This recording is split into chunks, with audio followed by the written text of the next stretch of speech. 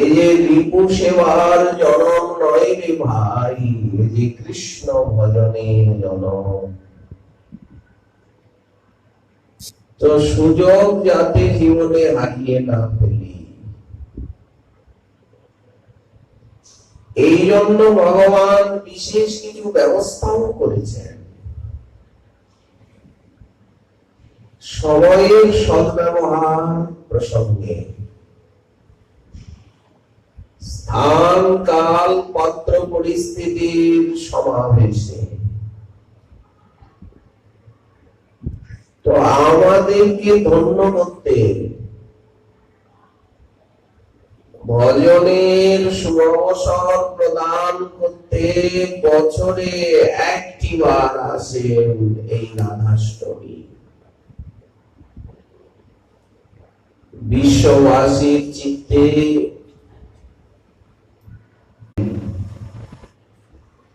শ্রীমতীর জন্ম হেন কালে দেখিয়া বালিকা ছবি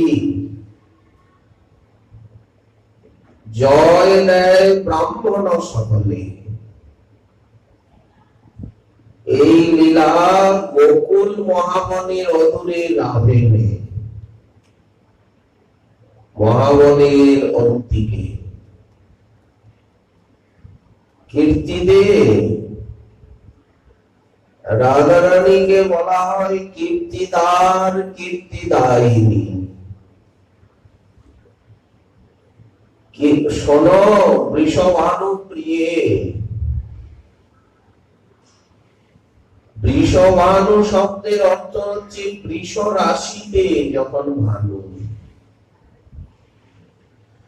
জ্যৈষ্ঠ মাসে সূর্য বৃষ রাশিতে অবস্থান করে। 12 মাসে 12টি রাশি হয়, দ্বাদশ আদিত্য শ্রীমদ ভাগবতে এসেছে। তো জ্যৈষ্ঠ মাসে সূর্য যেমন ভাস্বর এবং দেদীপ্যমান অত্যুজ্জ্বল, জ্যৈষ্ঠ মাসে দেখবেন সূর্যের আলোটা যেন একেবারে সাদা তীক্ষ্ণ, সর্বাংশে দৃষ্টান্ত নয়। চন্দ্রের মতো মুখ এ কথার অর্থ নয় ওই রকম থালার মতো অথবা মুখখানা সাদা, আসলে লাবণ্য মণ্ডিত। তেমনি বৃষভানু শব্দের অর্থ হচ্ছে যিনি মহিমায় তেজস্বিতায় জ্যৈষ্ঠ মাসের প্রতপ্ত তপন সন্নির্ণ। এই ব্রজে কীর্তিদা কি কীর্তি দিলেন? মহাভাবময়ীকে জগতে প্রদান করলেন, যাদের প্রেম জালে আবদ্ধ হলেন চিন্ময় মহাকাশীর উত্তঙ্গ বিহারী বৃষভানুনন্দিনী। এই প্রেম বিহঙ্গমা, এই জন্য রাবেল বাসিনীগণ তারা বাৎসল্য দ্রবত হৃদয়া। জিজ্ঞাসা করছেন সতিকা গৃহে এসে বালিকা নববালা সন্দর্শনে, শোনো বৃষভানু প্রিয়ে, কেমন করিয়া কোলেতে রেখেছ এহেন তারুণ ঝিয়ে? তুমি এই রকম অপরূপ কন্যা রত্নকে কি করে কোলে রেখেছ? আমাদের তো মনে হয় বুক চিরে হৃদয়ে পসরা করিয়া রাখি, কোলেতে রেখেছ একে তো বক্ষ সংলগ্ন করে রাখতে হবে। দেখো দেখো সেই বন্ধু জীব কুসুম বিনিন্দিত এর যে ওষ্ঠাধন বিম্ব ফল বিনিন্দি তরিত জিনিয়া বদন সুন্দর বিদ্যুৎ সন্নিভ কান্তি তরিত জিনিয়া বদন সুন্দর।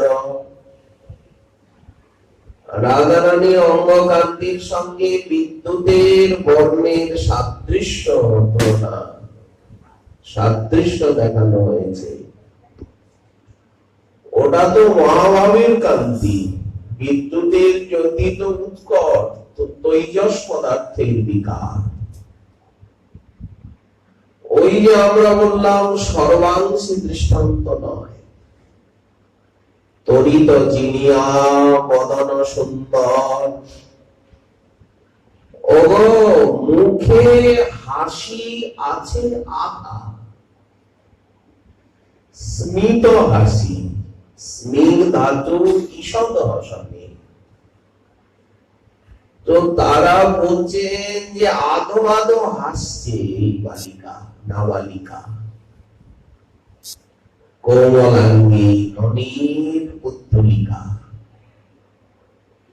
তরিত জিনিয়া বদন সুন্দর, মুখে হাসি আছে আভা। কীর্তিদের যখন নামকরণের সময় আসবে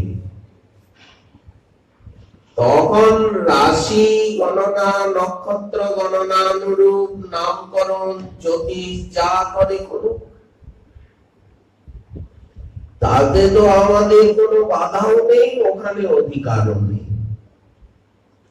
সেটা তো কুলপুরোহিত জন্ম কুণ্ডলী গণনা করে যা নাম রাখবে রাখবে। আমরা তো আর জ্যোতিষ নই। তবে একটা কথা মনে আসছে, এ আবহাওয়া হাসছে, মুখে হাসি আছে আধা। গণকে যে নাম সে নাম রাখো, আমরা রাখিলাম রাধা। এই কীর্তিদার সখিনীরা রাখলেন। আজকের সেই শুভতিথি মহাজন বলছেন, যেমন শ্রীকৃষ্ণ অর্জুনকে বলেছেন নাম নাম মুখ্যতম নাম কৃষ্ণাখ্যামে পরম তপ। হে পরম তপ, আমার অনন্ত নাম, কিন্তু মুখ্যতম নাম হচ্ছে কৃষ্ণ নাম। গর্গাচার্য তো কৃষ্ণ নামই দিলেন, তেমনি রাধা রানীর শতনাম, সহস্র নাম, অনন্ত নাম, কিন্তু মুখ্য নাম হচ্ছে রাধা, রাধিকা, আরাধিকা। এই রাধা নামের ব্যাখ্যা প্রসঙ্গে কবিরাজ গোসাই পাদ লিখলেন, কৃষ্ণ বাঞ্ছা পূর্তি রূপ করে আরাধনা। রাধা রানী গোবিন্দের আরাধিকা, সব সময় রাধার চলে গোবিন্দ আরাধনা। এই আরাধনার দ্বারাই তো উনি আনন্দময়কে আনন্দ দেন। আমার এই আনন্দ দিবে ওইছে কোনজন, আমার হইতে যার হয় শত শত গুণ, সেই জন আল্লাহ দিতে পারে মোর মন। গোবিন্দ ভাবছেন আমার থেকে শত শত গুণ যার অধিক, সেই তো আমাকে আনন্দ দেবে। কিন্তু আমা হইতে গুণী বড় জগতে অসম্ভব, যেহেতু তিনি অসমর্থ। নতৎসমধ্যাধিকশ্চ দৃশ্যতে। শ্রুতি বললেন অনরণীয়ান মহতো মহীয়ান। তাকে কি আনন্দ দেবে? আমার হইতে আনন্দিত হয় ত্রিভুবন, আমারে আনন্দ দিবে হইছে কোনজন? কিন্তু আমার হইতে গুণীবর জগতে অসম্ভব। জগতের গুণগুলি তো মায়াময়, জগতে সবই তো মায়িক, পাঞ্চভৌতিক, প্রাকৃতিক, ত্রিগুণাত্মক। এই জন্য জগতের কোন গুণ সেই পরব্রহ্ম আনন্দ ঘন তত্ত্বকে আনন্দ দিতে পারে না। তাকে আনন্দ দেয় একমাত্র স্বরূপ শক্তি লাভিনী। এই শক্তির দ্বারে সুখ আস্বাদে আপনি। লাদিনী দ্বারায় গোবিন্দ করেন আনন্দ আস্বাদন, আর লাদিনী দ্বারায় করেন ভক্তের পোষণ। গোবিন্দকে আনন্দ দেয় স্বরূপ শক্তি লাদিনী, কৃষ্ণকে আহ্লাদে তাই নাম আহ্লাদিনী। দেখুন কত সুন্দর কবিরাজ গোসাই পাদ অর্থ করছে ছোট ছোট শব্দে। তো সেই যে লাদিনী শক্তি, তার মূর্তিমতী অধিষ্ঠাত্রী দেবী শ্রী রাধা, গোবিন্দানন্দিনী, গোবিন্দ মোহিনী, গোবিন্দের সর্বস্যা, সর্বকান্তা শিরোমণি, দেবী কহি ততমানা, পরমা সুন্দরী, অথবা কৃষ্ণ পূজা ক্রীড়ার বসতি নগরী। এটি হচ্ছে আরাধনার কথা। তো এই জন্য রাধারানী কৃষ্ণ বাঞ্ছা পূর্তি, গোবিন্দের বাঞ্ছাকে পূর্ণ করবে। উনি অনন্ত কোটি ব্রহ্মাণ্ডের অনন্ত কোটি মায়াবদ্ধ জীবের এবং চিন্ময় জগতের পার্শ্বদগণের সকলের বাঞ্ছা পূর্ণ করছে। তো ওনার বাঞ্ছাকে পূর্ণ করবে কার এমন ক্ষমতা? আমার হইতে গুণীবর জগতে অসম্ভব। কিন্তু এখনই রাধাতে তাহা আমি করি অনুভব।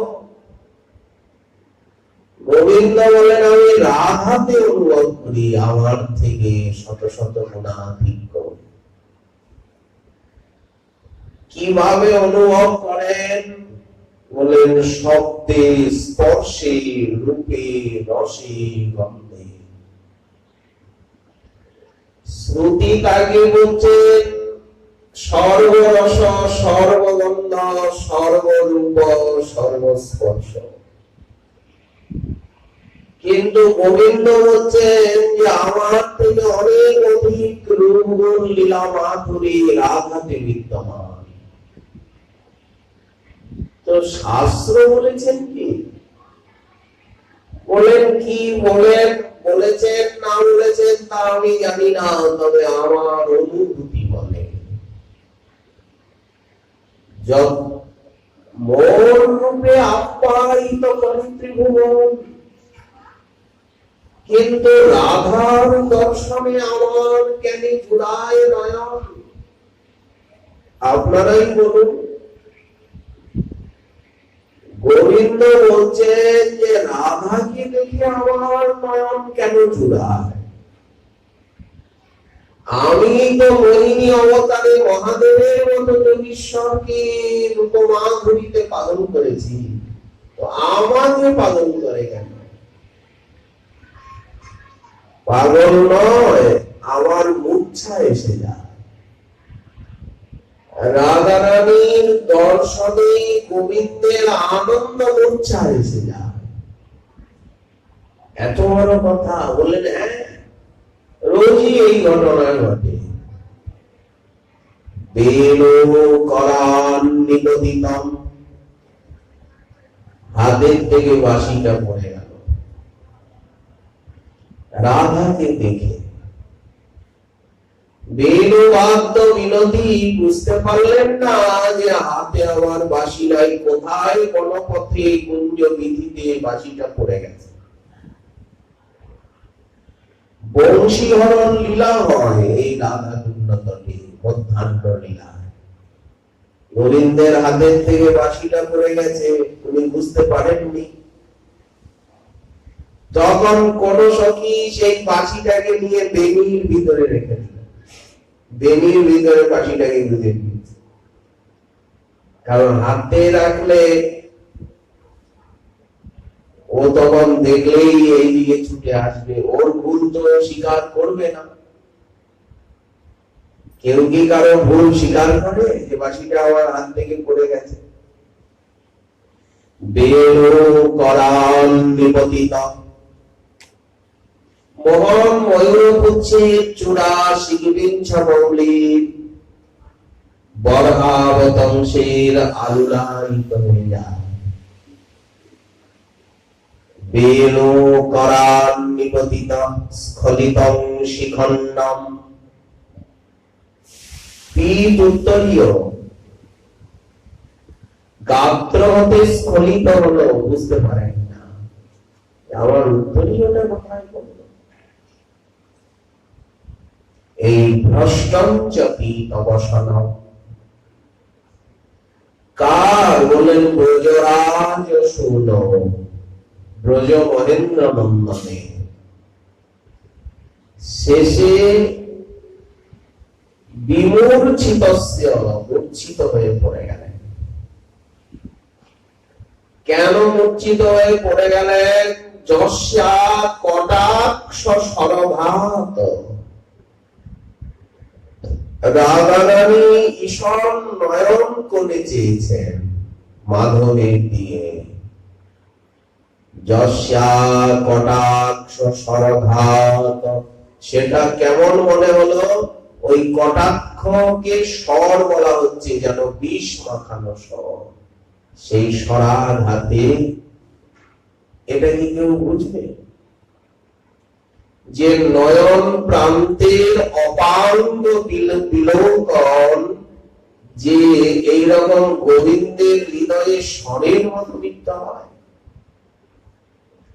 মূর্ছিত হয়ে গেলেন। বিমূর্ছিতস্য তাং রাধিকাম কদা পরিচরামি রসেন। প্রধানন্দ সরস্বতী পাদ বলছেন, সেই রাধারানীকে কবে আমি রসের সঙ্গে পরিচর্যা করব। এই যস্যা প্রমোদ রসসার নিজাঙ্গ সঙ্গ, যার অঙ্গ সঙ্গ হচ্ছে প্রমোদ রসসার, বিশেষ রূপে প্রমত্ত করে রাধার স্পর্শ। রাধার স্পর্শ হচ্ছে রসসার। দিব্য প্রমোদ রসসার নিজাঙ্গ সঙ্গ পীযূষ পীচি নিচয়ই। এমন অমৃত নিচয়ের দ্বারা যিনি সর্বদা গোবিন্দকে অভিষেচয়ন্তি, গোবিন্দকে অভিষিক্ত করেন সতত। আমরা যেমন পঞ্চগব্য পঞ্চামৃত সর্বৌষধি মহৌষধি তীর্থদক ইত্যাদির দ্বারা সহস্র ধারা দিতে অভিষেক করি, অর্চাবতারে রাধারানী সবসময় অভিষেক করছেন গোবিন্দকে। কি দিয়ে? বললেন নিজের প্রমোদ দিব্য রসসার নিজ অঙ্গ সঙ্গ রূপী অমৃত ধারায় পীযূষ বীচি নিচয়ই। সঞ্জীবনী, তা না হলে মাধব বাঁচতেনই না। যদি বৃক্ষকে সিঞ্চন না করা যায়, গাছটা যেমন শুকিয়ে যায়, তেমনি অনাদির আদি রসঘন মোহনমূর্তি আনন্দময় মাধুর্যমূর্তি গোবিন্দ বাঁচতেনই না। রাধারানী সিঞ্চন করছেন। সঞ্জীবনী জয়তি কাপি নিকুঞ্জ দেবী, কাপি নিকুঞ্জ দেবী জয়তি, তিনি সর্বদা নিকুঞ্জ সীমায় জয়যুক্ত হচ্ছেন। তো এই যে রাধাষ্টমী তিথি বছরে একবার আসেন, বিশ্ববাসীকে রাধারানীর মহিমা লীলা মাধুরীর স্মৃতি জাগিয়ে দিয়ে যান। এমনই একটি তিথি যে শ্রীহরির জন্মতিথি অপেক্ষাও রাধারানীর এই আবির্ভাব তিথির মহিমা অতি। শাস্ত্রে পুরাণে হরিভক্তি বিলাস আদিতে জন্মাষ্টমী তিথির মহিমা বর্ণিত হয়েছে। 64 ভজনাঙ্গের ভিতরে এই যে জন্মাষ্টমী আদি তিথির আরাধনাকে একটি অঙ্গ করা হয়েছে, তা না হলে অঙ্গহানি প্রত্যব্যয়। যেমন একাদশী আদি একাদশী ব্রত, তেমনি এই জয়ন্তী আদি ব্রত, তা না হলে ভক্তির হানি, বৈষ্ণবতার বিঘাত। কিন্তু রাধাষ্টমী তিথির যে এত মহিমা, রাধা তো চিরকালই নিগম নিগুড়া। বললেন কেন? শ্রীহরির তিথি অপেক্ষাও রাধারানীর তিথির এত মহিমার হেতু কি? যে তিথির জন্য বিশ্ব ধন্য, বিশ্ববাসী ধন্য, যারা এই তিথির আরাধনা করেন তারা ধন্য। এই তিথির মহিমা যারা শ্রবণ কীর্তন করেন তারা ধন্যাতি ধন্য। কেন? বললেন এই তিথি হচ্ছে প্রেমের তিথি। জন্মাষ্টমী তিথি যেমন রসের তিথি, রসময়ের তিথি, রসিকেন্দ্র মৌলি রসসার তার তিথি। আর এটি হচ্ছে মহাভাবময়ের তিথি, প্রেমময়ীর তিথি। তো একদিকে রসরাজ, একদিকে মহাভাব, একদিকে রস সাগর, একদিকে মহাভাব সাগর। তো তুলনামূলক ভাবে কার মহিমা তীব্র পরিদৃষ্ট হয়? কে মহিমায় বেশি? ওই তো গোবিন্দই বলছেন, মোর রূপে আপ্যায়িত হয় ত্রিভুবন, মেনে নিলাম, কিন্তু রাধার দর্শনে মোর জুড়ায় নয়ন। যদ্যপি আমার স্পর্শ কঠিন শীতল, কিন্তু রাধিকার স্পর্শে আমার কেন করে সুশীতল? আমার দেহ এত প্রতপ্ত কেন? কে আমাকে শীতল করবে? যদ্যপি আমার গন্ধে জগত সুগন্ধ, কিন্তু মোর চিত্ত ঘ্রাণ হরে কেন রাধা অঙ্গগন্ধ? কে উত্তর দেবে? যদ্যপি আমার রসে জগত সুরস, কিন্তু রাধার অধর রসে কেন আমার বশ? এই মতো জগতের সুখের আমি হেতু, কিন্তু রাধিকার রূপ গুণ সে যে আমার জীবাতু। এই হচ্ছে রাধা তত্ত্ব। তো আজকের এই তিথি বিশ্বে মহাভাবের আগমন তিথি, প্রেমের তিথি, প্রেমের আগমন হয়েছে এই তিথিতে। জন্মাষ্টমীতে শ্রীকৃষ্ণের আগমন, আর রাধাষ্টমীতে মহাভাবের আগমন। তাহলে নিশ্চয়ই কিছু বিভেদ রয়েছে।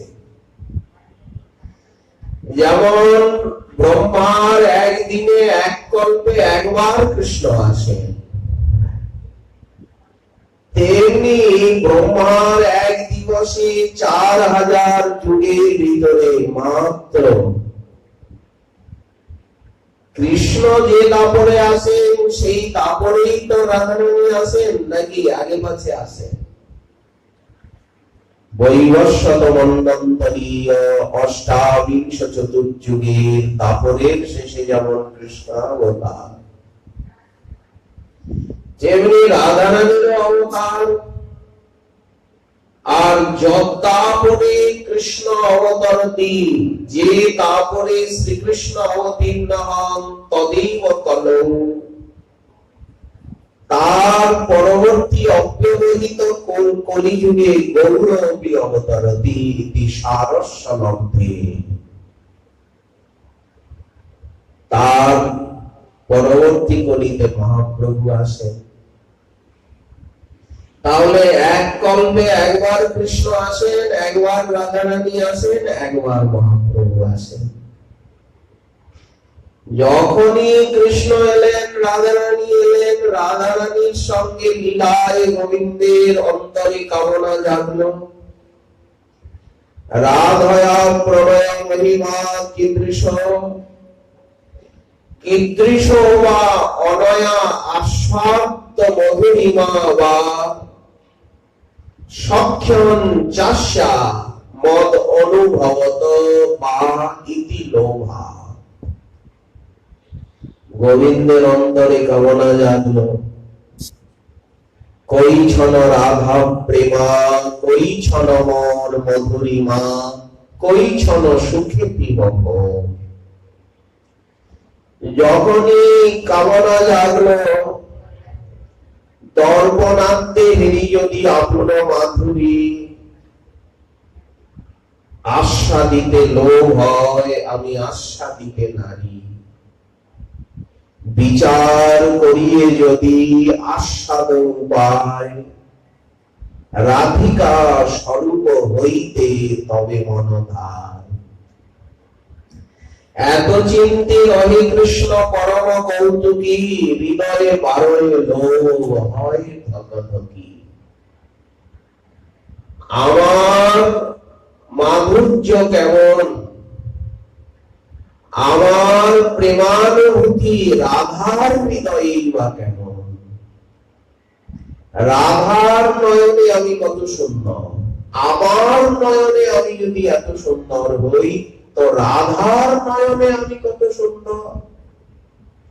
মণিস্তম্ভে নিজের প্রতিবিম্ব দেখি গোবিন্দ ভাবেন মণিদর্পণে।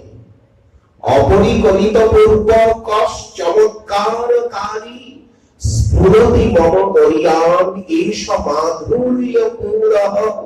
অয়মহমপি হন্ত প্রেক্ষজং লুব্ধ চেতা, সরভসমুপভক্তুম কাময়ে রাধিকেব। শ্রীরূপ গোস্বামী পাদ নাটকে বর্ণন করেছেন। কবিরাজ গোস্বামী পাদ লিখছেন, যথেচ্ছ হরি কৃষ্ণ করি অন্তর্ধান, দাপর লীলা সমাপ্ত।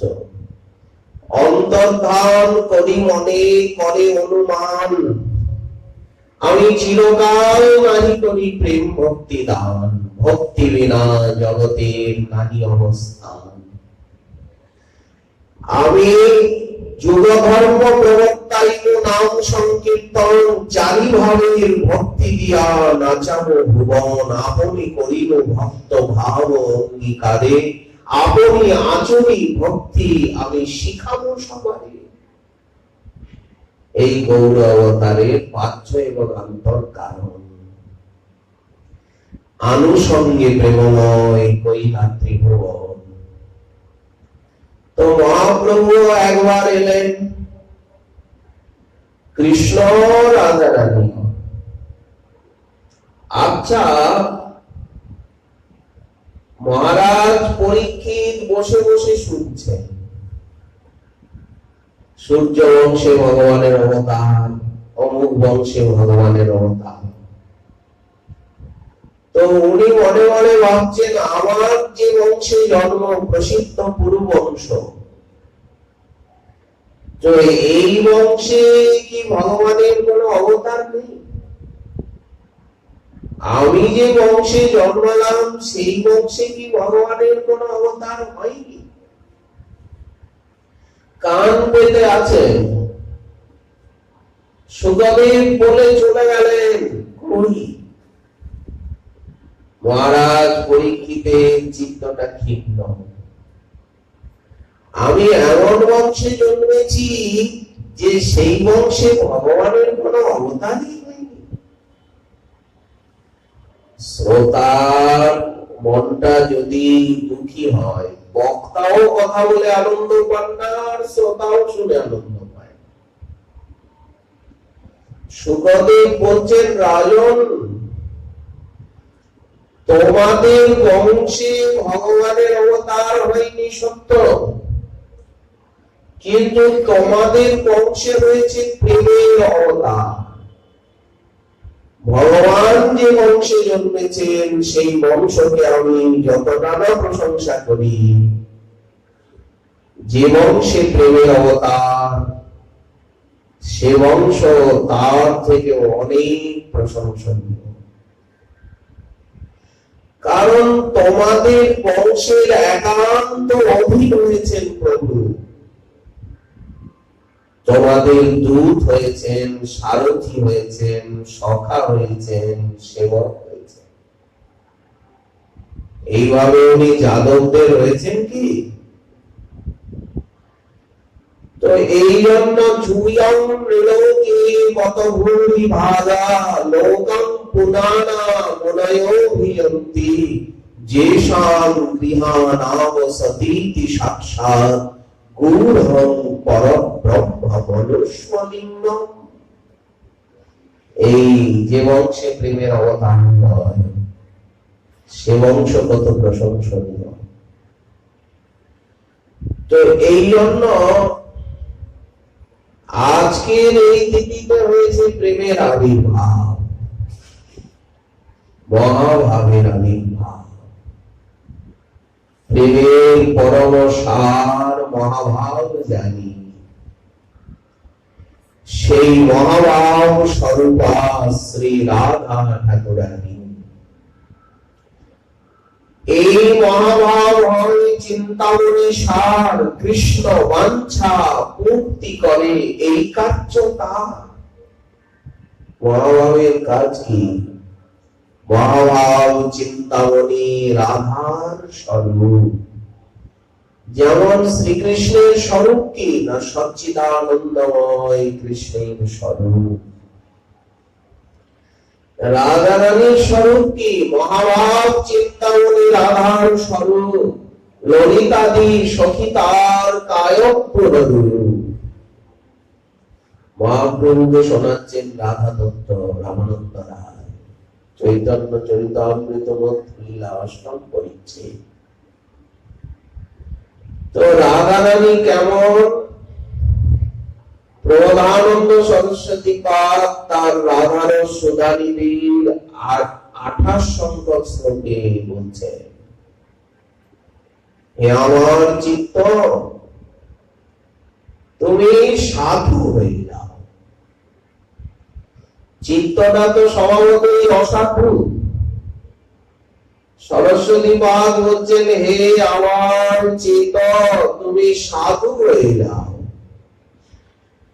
সাধু কাকে বলে?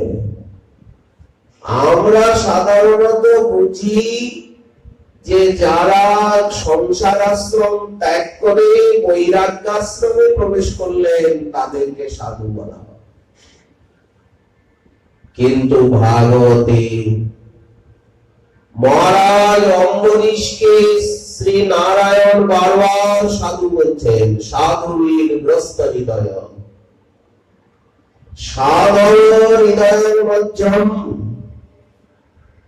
তো দুর্বাসা মনে মনে ভাবছেন, আমি এত বড় তপস্বী ব্রাহ্মণ, ব্রহ্মার নাতি, ব্রহ্মার পুত্র হচ্ছেন মহামুনি অত্রি,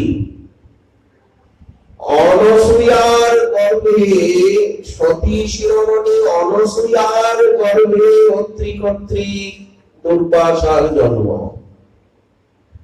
আবার মহাদেবের অংশে অনসূয়ার 3 পুত্র, এক দত্তাত্রেয়, আর হচ্ছেন চন্দ্রমা, আর দুর্বাসা। আচ্ছা, দুর্বাসাকে ভগবান সাধু বলে স্বীকার করছেন না, অথচ রাজা বিষয়ী সংসারী তাকে সাধু বলছেন। সাধু কাকে বলে? তিনি গৃহেই থাকুন আর মনেই থাকুন, যিনি ধর্ম অর্থ কাম মোক্ষকে ত্যাগ করেন। এই যে চতুর্বর্গ রূপী যে কৈতব, এই কৈতবকে ত্যাগ করে যিনি প্রেম পরায়ণ, প্রেমের আরাধক, তাকে বলা হয় সাধু। অম্বরীশ পৃথিবীর অধিপতি, অথচ ভগবান তাকে বারবার সাধু বলছেন। এই যে সাধুবীর গ্রস্ত হৃদয়, এইখানে জীব গোস্বামী পাদ সাধু শব্দের এই অর্থ করেছেন টিকা নবম স্কন্ধে। তো এই জন্য প্রেমেরই জয় জয়কার। প্রেম না থাকলে তো ভগবত তত্ত্বকে অনুভব করা যাবে না। অসুর তত্ত্ব দানবরাও তো প্রকট লীলায় ভগবানকে দেখছেন, হিংসা দেশ যুদ্ধ বিগ্রহ করছেন, আস্বাদন্ত করতে পারছে না।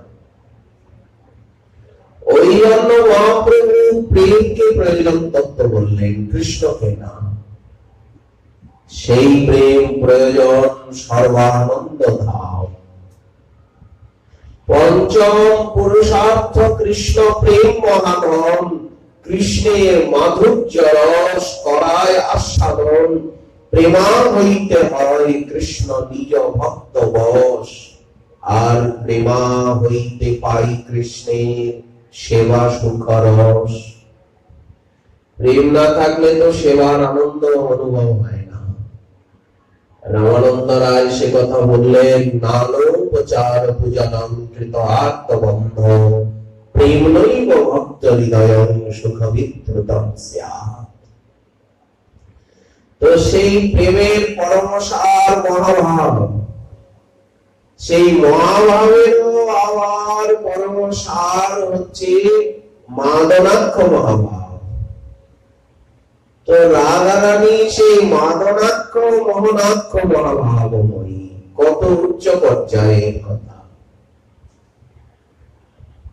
তো হে সাধু, হে আমার চিত্ত, তুমি সাধু হয়ে যাও। রাধা ভিদম, রাধা নামক বস্তুকে দ্রুত উপাশ্রয়। অতি শীঘ্র রাধারানীর চরণাশ্রয় করো। আশ্রয় বললেন না, উপাশ্রয়, প্রার্থনায় লোট লগা। রাধা ভিদম দ্রুত উপাশ্রয় সাধু চেত। কেউ যদি জিজ্ঞাসা করেন যে সমগ্র শাস্ত্র তো শ্রীকৃষ্ণের আশ্রয়ের কথা বলছেন, তো আপনি আবার রাধা রানীর উপাশ্রয়ের কথা বললেন শ্রীকৃষ্ণকে আশ্রয় করে বহু সাধনে যা মিলবে, রাধা রানীর চরণাশ্রয়ের আভাসে তাই মিলবে। এমনই তত্ত্ব রাধা। ঠাকুর মহাশয় বললেন, রাধিকা চরণ রেণু, বহু সাধনে ভজন হবে, অনর্থ নিবৃত্তি হবে, নিষ্ঠা রুচি আসক্তি ভাব প্রেম, এত সাধনের পর প্রেম মিলবে। আর রাধারানীর চরণ রেণু আশ্রয় মাত্র প্রেম মিলবে। তাহলে কতটা সুলভ হয়ে গেল। রাধিকা চরণ রেণু ভূষণ করিয়া তনু, অনায়াসে পাবে গিরিধারী। রাধিকা চরণাশ্রয়, অন্যান্য যুগে ভগবত চরণাশ্রয়ের কথা ছিল, মহাপ্রভু এসে তো রাধা চরণাশ্রয়, রাধার উপাসনাই প্রচার করলেন। কোবা জানাতি রাধাং পরম রস চমৎকার মাধুর্য সীমাম, একশ্চৈতন্য চন্দ্র পরম করুণয়া সর্বমাবিশ্চকার। রাধার মহিমা প্রেম রস সীমা বল জগতে জানাত কে। প্রাক চৈতন্য যুগে তো এসব কথা শোনবার বলবার লোক ছিল না, আর তখন সময়ও হয়নি। তো রাধিকা চরণাশ্রয় যে করে সে মহাশয়, তারে ওই যাও বলিহারি। তো অনায়াসে গিরিধারীকে পাওয়ার উপায় তো রাধারানীর চরণ রেণুর আশ্রয়। রাধা উপাশ্রয়, এখানে উপাশ্রয় কেন বলছেন? বললেন দেখুন, কৃষ্ণদাস ভাব নিয়ে কৃষ্ণ চরণ আশ্রয়, রাধা চরণ আশ্রয় কিন্তু এইরকম নয়। রাধা চরণ আশ্রয় করতে গেলে আপনাকে অন্তরে গোপী রূপে নিজেকে চিন্তা করতে হবে। এই গোপী ভাবামৃতে আরাধনা করতে হবে। গোপী ভাবামৃতে যার লোভ হয়, বেদ ধর্ম তজি সেই কৃষ্ণের ভজয়। রাগানুগা মার্গে তারে ভজিলেই জন, সেই জন পায় ব্রজে ব্রজেন্দ্র নন্দন। আত্মানং চিন্তয়ে তত্র তাসাং মধ্যে মনোরমাম, রূপ যৌবন সম্পন্নাং কিশোরীং প্রমদাকৃতিম। ঠাকুর মহাশয় বললেন, রূপে গুণে ডগমগী, আমি সদা হব অনুরাগী, বসতি করিব সখীর মাঝ। এই হচ্ছে রাধারানীর চরণ উপাশ্রয়। কবে বৃষভানুপুরে আহিবি গোপের ঘরে, তনয়া হইয়া জননী গো। তো কবে জন্ম হবে? এখন তো তার চিন্তা সাধনাটা চলবে। এই কৃষ্ণ চরণাশ্রয় অপেক্ষা রাধা চরণ উপাশ্রয়ের একটা উপশব্দ দিলেন। এইটাই বিশেষ বৈশিষ্ট্য। আরো বললেন, ব্রজপুর বনিতার চরণ আশ্রয় সার। ব্রজপুর বনিতা হচ্ছেন রাধারানী। ব্রজপুর বনিতার চরণ আশ্রয় সার করমন একান্ত করিয়া, অন্নবল গন্ধবল নাশুনরম তরল রাখ প্রেম হৃদয়ে ভরিয়া। রাধিকা ভজনে যদি, তাহলে কৃষ্ণ ভজন বলে একটা জিনিস আছে, রাধারানীর ভজন বলে একটা জিনিস আছে। রাধিকা ভজনে যদি মতি নাহি ভেল, কৃষ্ণ ভজন তব অকারণে গেল।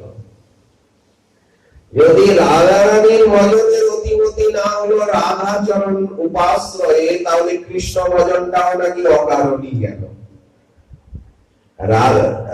সূরজ আতপ রহিত সূরজ নাহি মানি, রাধা বিরহিত। আচ্ছা, রৌদ্রকে বাদ দিয়ে সূর্যকে ভাবা যায় যে অন্ধকার সূর্য? আতপ রহিত সূরজ নাহি জানি, রাধা বিরহিত মাধব নাহি মানি। রাধা অনাদর করহি অজ্ঞানী, কবহু না করবি তা কর সঙ্গ। যারা রাধারানীর অনাদর করেন বা রাধারানীকে গৌণ ভাবেন, মহাজন বলছেন কবহু না করবি তা কর সঙ্গ, চিত্তে ইচ্ছসি যদি ব্রজরস রঙ্গ। রাধিকা দাসী যদি হয় অভিমান, আচ্ছা নিজেকে ধনী মানি, কুলীন বিদ্বান পণ্ডিত কত কিছু ভাবি, এগুলি যদি আপনি ভাবতে পারেন, নিজেকে রাধা দাসী কেন ভাবতে পারবেন না? আপত্তিটা কোথায়? আমি যেমন নিজেকে ভাবি আমি ধনী, আমি মানি, আমি কুলীন, আমি পণ্ডিত, এই ভাবতে তো কোনো আপত্তি নেই। তো তেমনি নিজেকে রাধা দাসী ভাবতে কিছু আপত্তি থাকতে পারে? রাধিকা দাসী যদি হয় অভিমান, এটা অভিমানের কথা বলা হচ্ছে, শরীরটা না। শরীরটা তো জ্বলে পুড়ে ছাই হয়ে যায়। শীঘ্র মিলই তব গোকুল গান, রাধিকা চরণ পদ্ম সকল শ্রেয় সদ্ম, যতনে যে নাহি আরাধিল। রাধা পদাঙ্কিত ধাম বৃন্দাবন যার নাম, এই বস্তু বৃন্দাবন ছাড়া মেলে না।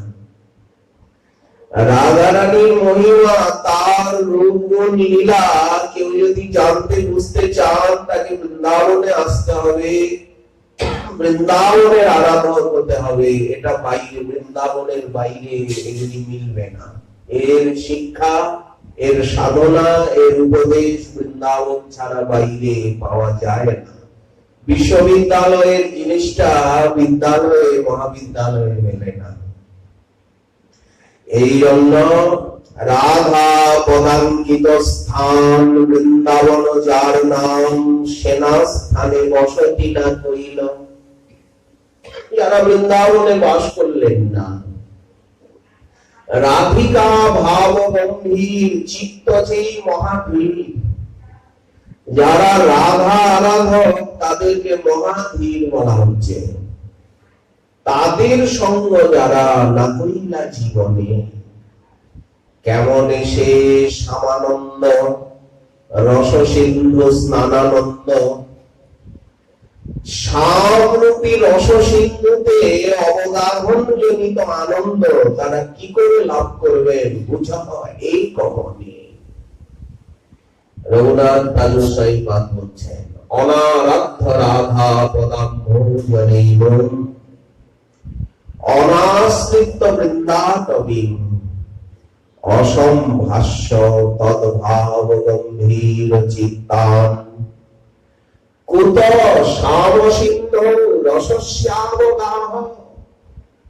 এই শ্লোকেরই অনুবাদ।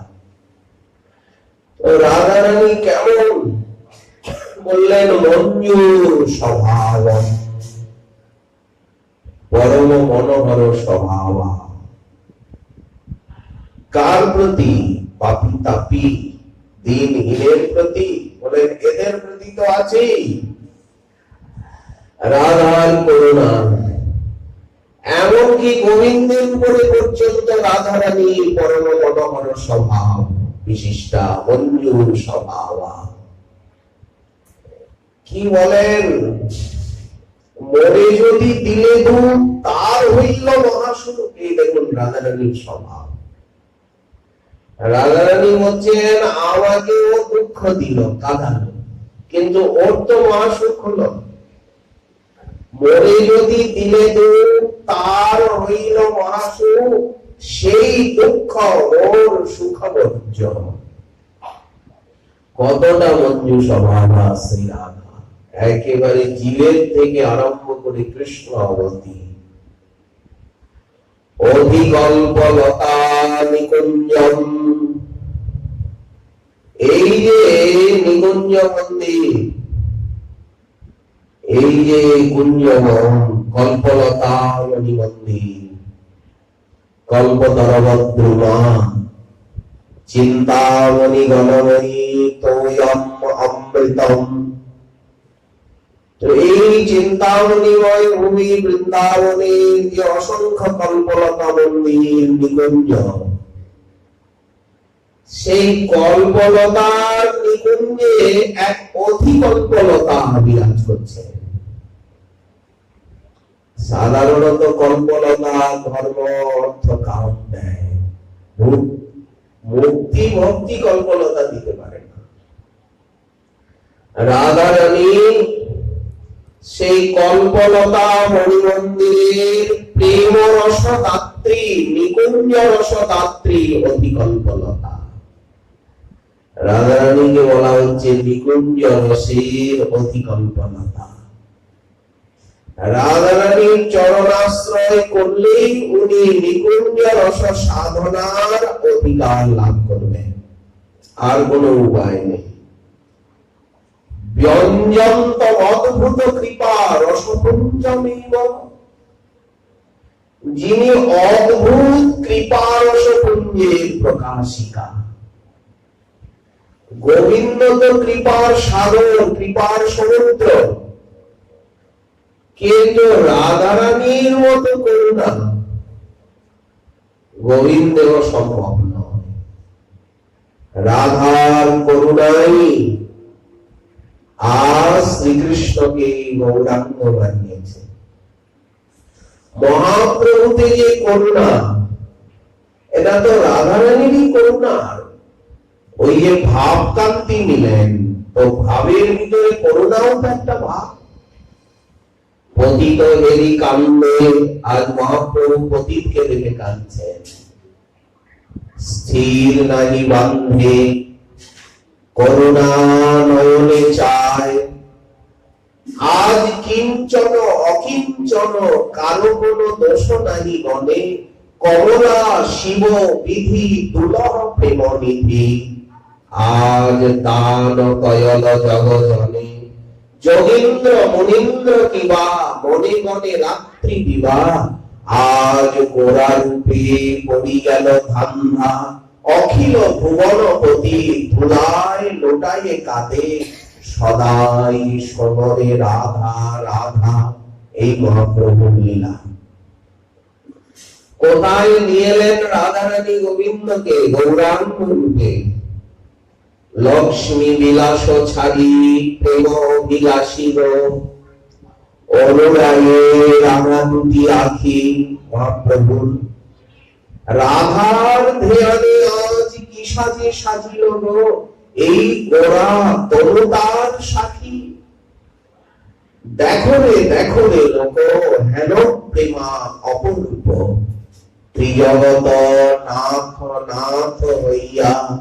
লোচন দাস ঠাকুর বলছেন, আজ অকিঞ্চনের সনে কি না ধন মাগে, কিবা সুখে নাচয়ে বলিয়া। তো রাধা রানীর কৃপা যদি বুঝতে হয়, তাহলে মহাপ্রভুর কৃপার দিকে তাকান। ওটা তো তার নয়, ওটা গোবিন্দের কৃপা নয়। আজ পাত্রা পাত্র বিচারণে নশ্বং পরং ভিক্ষতে নহিনবা কাল প্রতীক্ষ। আজ তিনি জগাই মাধাই পর্যন্ত অন্যের কথা। আজও সেই রাধা রানীর করুণাই প্রবাহই বইছে। যদি তাই না হতো, অদ্যাপিও নিতাই চৈতন্য নাম যে বালয়, আউলায় সর্বঙ্গ অশ্রু গঙ্গাময়। নিত্যানন্দ বলিতে হয় কৃষ্ণ প্রেমদয়, কৃষ্ণ প্রেমে পুলকাশ্রু বিহংসে হয়। তো আজ যে এই করুণা, আমরা যে বৃন্দাবন ধামে এলাম, আমরা যে মহাপ্রভুর সম্প্রদায় আশ্রয়ের ভাগ্য পেলাম, এটা তো রাধারানীরই কৃপা। রাধারানীর কৃপা না হলে কি এই সময় বাঙালি হয়ে জন্মতাম? মহাপ্রভুর সম্প্রদায়ে আশ্রয় পেতাম কি গৌর মন্ত্রে, রাধা মন্ত্রে দীক্ষা নিতে পারতাম না? বৃন্দাবন ধামে বাস পেতাম। কি অধিকার আছে বৃন্দাবন ধামে আসবার, বাস পাওয়ার? কি অধিকার আছে ভজন করবার? আর রাধারানীর কথা বলবার কি অধিকার আছে ক্ষুদ্র কীর্তিদের?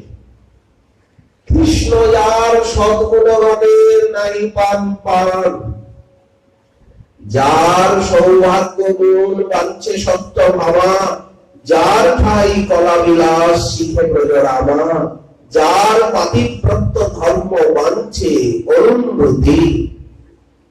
এই তো রামানন্দ রায় বলছেন, যার সৌন্দর্যাদি গুণ বাঞ্ছে লক্ষ্মী পার্বতী, যার সদ্গুণগণের শ্রীকৃষ্ণ না পান পান, তার গুণ গরিবে কেমনই ইচ্ছা। তো আমরা যে রাধারানীর কথা বলছি, ক্ষুদ্র কীট জীব হয়ে, বলেন এই সুযোগ মহাপ্রভুই করে দিয়েছেন। যদি গৌর না হতো কেমন হইত, কেমনে হইতাম দে, বল রাধার মহিমা প্রেম রস সীমা জগতে জানা তোকে। মধুর বৃন্দা পিপিল মাধুরী প্রবেশ চাতুরী সার। বৃন্দাবনের মাধুর্যে বুদ্ধিকে প্রবেশ করানোই নাকি বুদ্ধিমত্তার, বুদ্ধিমানের বুদ্ধিমানী। বল বড়জ যুবতী ভাবের ভগতি, সকতি হইত কার। তো রাধারানী অদ্ভুত কৃপা রস বুদ্ধির প্রকাশিকা এবং প্রেমামৃতম, প্রেমকে অমৃত বলা হয়েছে, পরামৃত। সেই প্রেম রূপী অমৃত মহাসাগরের অগাধ এবং অবাধ, অর্থাৎ প্রেম অমৃত, প্রেম পরামৃত, সেই পরামৃতের অগাধ এবং অবাধ মহাসাগর হচ্ছেন রাধা। হে আমার চিত্ত, তুমি ভাব ভাবিত চিত্তে দেহাভিমান নিয়ে নয়, জাগতিক পুরুষ নারী অভিমান নিয়ে নয়, রাধা কিঙ্করী অভিমান নিয়ে রাধা চরণাশ্রয় করো। কেমন সেই রাধা? পরম মনোহর স্বভাব, মঞ্জু স্বভাবম, এবং যিনি কল্পলতা কুঞ্জের নিকুঞ্জের অধিকল্পলতা, নিকুঞ্জ রস সিদ্ধির অধিকল্পলতা, অদ্ভুত কৃপা রস কুঞ্জের প্রকাশিকা এবং প্রেম রূপী অমৃতের অগাধ অবাধ। এটা মহাপ্রভুর কৃপার যুগ। তার চিরাদত্ত নিজগুপ্ত বৃত্ত এই রাধাচরণ। ওই যে কবিরাজ সাহেব বলেছেন, চিরাদ অদত্তম নিজগুপ্ত বৃত্তম সপ্রেম নামামৃতমদ্ভুতারম। তো এই সম্পত্তি হচ্ছে শ্রী রাধা। এই জন্য এটা মহাপ্রভুর কৃপার যুগ, চির অনর্পিত সম্পত্তি এই রাধা চরণাশ্রয়। এই হেতু বিলম্ব না করে এটা মহাপ্রভুর কৃপার যুগে, যেমন আমরা বললাম ব্রহ্মার একদিনে শ্রীকৃষ্ণ একবার আসেন, তো রাধারানীও একবার আসেন। আর এই রাধা চরণ উপাশ্রয়ের ভাগ্য এক কল্পে একবারই ঘটে মহাপ্রভুর যুগের যারা তাদের। সত্যত্রেতা দাপরের যুগের রাধা চরণ উপাশ্রয়ের ভাগ্য ঘটে না। এই এক কল্পে 4000 যুগের ভিতরে একমাত্র মহাপ্রভুর যুগের মানুষ যারা, তাদেরই রাধা আরাধনা, রাধা চরণ উপাশ্রয়ের ভাগ্য দেখায়। তো এই তো সেই সময়টা চলছে। এই সময়টা যতক্ষণ আছে ততক্ষণই তো রাধাচরণ উপাশ্রয় করতে পারবে ঠিক। মহাপ্রভুর এই বিশেষ কলি চলে গেলে কিন্তু আর রাধাচরণ মিলবে। তখন আবার বসে বসে ধ্যান করো, নাই যজ্ঞ করো, নাই বৈদিক অর্চনা করো। এটা আমাদের অর্চনা নয়, ওটা বৈদিক অর্চনা আলাদা। কলিযুগে আমাদের অর্চনা আলাদা। নানা তন্ত্র বিধানেন কলাবতী তথা শ্রীণু। বসে বসে পুজো করো, নাই ধ্যান করো, নাই যজ্ঞ করো। ছেলে গুটিয়ে বড়জোর বৈকুণ্ঠ অব্দি যেতে পারবে, ঐশ্বর্যতরা মুক্তি, নাই শালক্য শাস্তি সামীপ্য সারূপ্য। এর উপরে তো আর যেতে পারবে না। এই জন্য হেন যুগ হয়েছি কি, হেন প্রেম পরচার, ভববিরিঞ্চির বাঞ্ছিত যে প্রেম। ভববিরিঞ্চির বাঞ্ছিত প্রেমটা কি? এই রাধা প্রেম, রাধা আরাধনা। জগতে ফেলিল ঠালি, কাঙালে পাইয়া খাইল লুটি। মহিমার শ্রবণ কীর্তন করেন তারা ধন্যাদি ধন্য। তো এই রাধাষ্টমীর শুভ তিথিতে এই সুন্দর রাধা মাধবের আরাধনা কুঞ্জে ভজন করলেই সার্থক। বাড়িঘর তো অনেকেই করেন, কিন্তু কজন বাস করেন? এই গোড়াদাম কলোনিতে কত বাড়ি যে চোখের সামনে হলো, কত বাড়ি ভাঙলো, কত বাড়ি বিক্রি হলো। আজ 30-35 বছর ধরে দেখছি। এই স্থানটাই জঙ্গল দেখেছি একদিন, আজ দেখছি কত বাড়ি হলো, কত বাড়ি ভেঙে গেল, আবার মরে মরে সব চলে গেল, আবার নতুন লোক এসে বসতি করলো। বড় বড় ঘর, কিন্তু কজন বাস করছে হাত গুনলে পাওয়া যাবে, কর শেষ হবে। তো জায়গাটা ভারী সুন্দর লাগলো, কিন্তু যদি এটা যারা অনাবিব্রত তারা যদি বাস করে ভজন করে, যদি সেবায় লাগে, তাহলে এটা ঠিক। তা না হলে দুদিন পরে এখানে নোনা বৃত্তি হারাই বলতে হয়।